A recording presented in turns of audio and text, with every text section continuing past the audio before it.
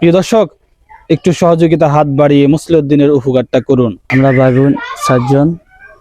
আমার বাবা অসুস্থ, তো আপনার কাছে আমার অনুরোধ, একটা কিছু দাবি।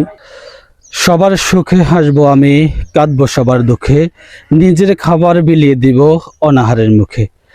প্রিয় দর্শক, এমনই একটি কথা নিয়ে আমি আপনাদের মাঝে হাজির হয়েছি। আমি আবু সালমান, যুক্ত রয়েছি রামগতি থেকে। প্রিয় দর্শক, কোরবানি ঈদ চলে এসেছে, আপনারাও ঈদ করবেন, একটি গরিব পরিবারও ঈদ করবে।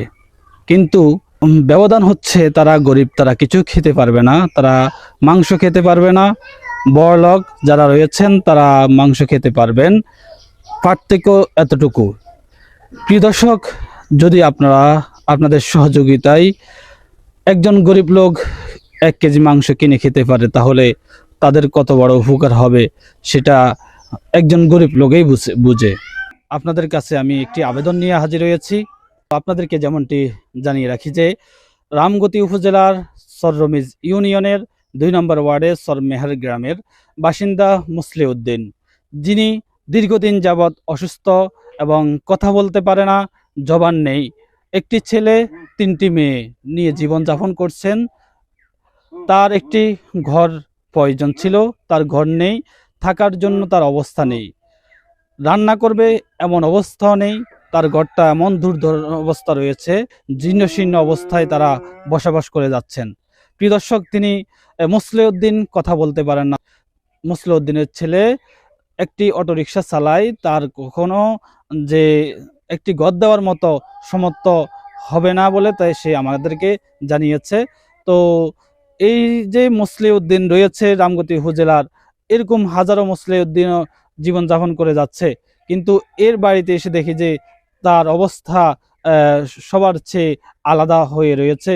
কিন্তু বিত্তবান ব্যক্তিদের প্রতি তার আহ্বান, যেন তাকে একটু সহযোগিতা করে কিছু টেন কিনে তারা একটু ঘর দেওয়ার জন্য।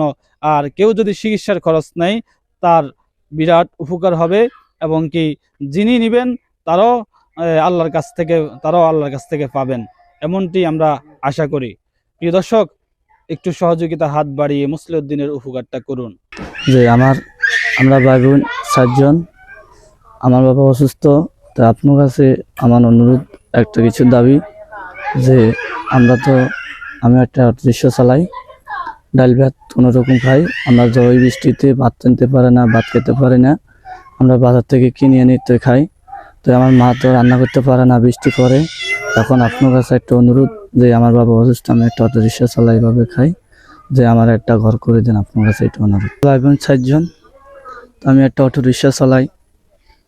তো আমার বাবা দিন অসুস্থ, বোবা, প্রতিবন্ধী। তো সে অনেক সমস্যা, পেটের সমস্যা, চোখে থাকে না, রাত্রে হলে হেঁটে রেখে দোকান থেকে ধরে আনতে হয়। তো আপনার কাছে আমার একটা অনুরোধ, যে আমার বাবার খুব চিকিৎসা যদি আপনারা নেন, তাহলে আমাদের লাগে খুব ভালো হবে, খুব দোয়া হবে আপনার লাগে, যে আমার বাবার অসুস্থ যদি ভালো হয়। এখন বলবো, তো আমাদের ঘরে তো এখন বৃষ্টি পড়লে আমরা ভাত খেতে পারি না, খুব টেনশনে থাকি যে কিভাবে খাবো, কিভাবে চলবো। বাবার জবান নাই, বাবা প্রতিবন্ধী, বাবা অসুস্থ।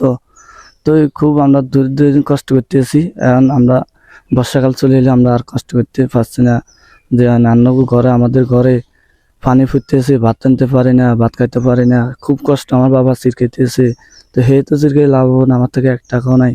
তো আপনারা যদি যেখানে আছেন ফরাসি ভাইরা, আপনারা যদি কিছু আমাদের সাহায্য করতে পারেন, তাহলে আমরা ঘরটা দিতে আছি।